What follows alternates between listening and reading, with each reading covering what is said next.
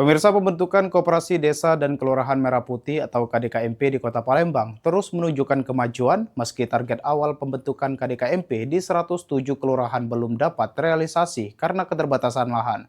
Saat ini sebanyak 19 unit KDKMP telah rampung dan siap beroperasi.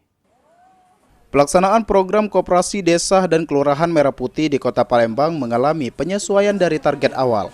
Dari total 107 kelurahan yang diwajibkan memiliki KDKMP, hingga saat ini baru 19 unit yang berhasil dibangun.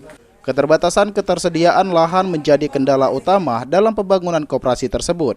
Meski demikian, progres pembangunan 19 KDKMP itu telah mencapai 100% dan siap untuk segera difungsikan.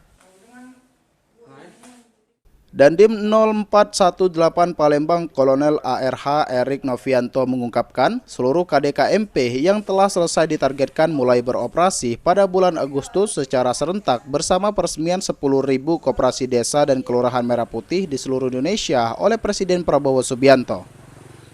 Dari 19 ini masuk dalam kategori 10.000 titik yang akan operasional nanti di bulan Agustus. Nah, di bulan Agustus ini makanya untuk dorongan logistik sudah mulai dipercepat dari pusat.